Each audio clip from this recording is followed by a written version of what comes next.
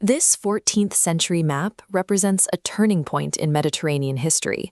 By depicting a West African king holding a massive gold coin, it effectively documented the obsession that would drive foreign powers toward the region for the next 200 years.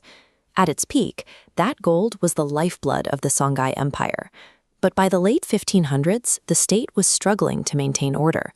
A complete lack of clear succession laws had triggered decades of internal conflict, and the economy had shifted toward a heavy reliance on the slave trade to maintain its agricultural output. Across the Sahara, the Kingdom of Morocco was watching. They were militarily confident after a decisive victory over Portugal, but the cost of that war had left the Sultan's treasury empty.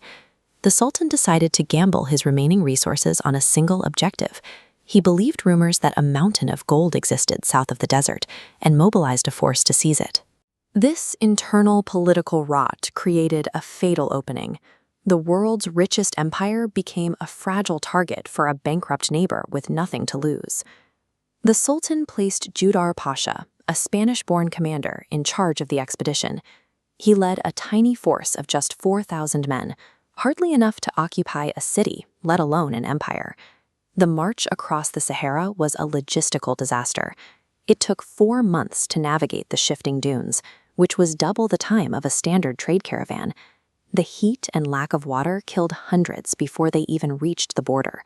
When the Moroccans finally arrived at the banks of the Niger River in early 1591, they were exhausted and severely diminished.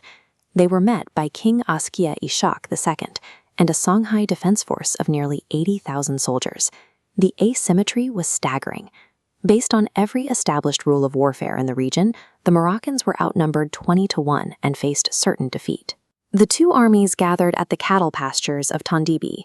The Songhai heavy cavalry took the field first, their ranks filled with elite warriors wearing iron breastplates and carrying traditional spears. To counter the Moroccan firearms, the Songhai generals planned a massive stampede. They gathered 1,000 cattle to drive ahead of their infantry, hoping the animals would act as a living shield to absorb the Moroccan fire. As the cattle charged, the Moroccans responded by firing their cannons directly into the front of the herd. The roar of the cannons and the sudden plumes of smoke terrified the animals. Instead of breaking the Moroccan lines, the herd turned back on its own masters, crushing the Songhai infantry beneath them. The Songhai leadership's misunderstanding of gunpowder turned their own defensive plan into a catastrophe. Their front lines were broken by their own cattle before the first Moroccan soldier even drew a sword. The Moroccans exploited the chaos by deploying their musketeers. They maintained a disciplined, continuous rhythm of fire, using technology that most Songhai soldiers had never seen in person. The results were lethal. The lead balls fired from these muskets passed through the iron breastplates of the Songhai cavalry as if they were leather. The elite armor, which had protected them for generations, was now useless. As the cavalry charge failed and their archers were picked off from a distance, the Songhai ranks broke into a mass retreat. King Ishaq himself fled the battlefield as the defense collapsed around him. Only the elite royal rearguard refused to run. They tied their knees to the ground with their belts to ensure their spear line wouldn't move, holding their position until they were killed where they sat. In a single afternoon, the military caste that had dominated West Africa for centuries was broken. The spear-based tactics that built the empire could not function against a professionalized gunpowder line. With the army defeated, the Moroccans marched into the great trading cities of Gao, Djenné, and Timbuktu. They systematically stripped these ancient hubs of their gold, even tearing the doors off of houses to find hidden wealth. The occupation targeted the region's intellectual capital as well. The scholars of Timbuktu, once advisors to kings, were rounded up, placed in chains, and sent north across the desert as prisoners of war. The scholarly traditions that had made Timbuktu a global center of learning began to vanish.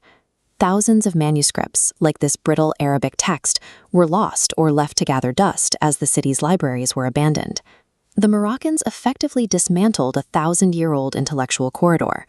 By removing the city's most prominent scholars, they cut the link between the libraries of Timbuktu and the international network of Islamic thought. Despite their initial victory, the Moroccan occupation failed to last. The logistics of ruling such a massive territory from across the Sahara proved impossible, and the Sultan's men eventually withdrew. However, the centralized power of the Songhai state was gone forever. Without a central authority to maintain order, the region fractured into dozens of small, perpetually warring kingdoms. This fragmentation created a massive power vacuum. These smaller states lacked the resources to defend their borders against external threats and spent most of their energy fighting one another. To pay for the horses and European muskets needed for these internal wars, these splinter states began raiding their neighbors for captives. This shift transformed the region into a primary feeder for the coastal slave markets, draining the continent of its manpower at the exact moment European colonial expansion reached the shore. The clash at Tondibi closed the era of unified African megastates.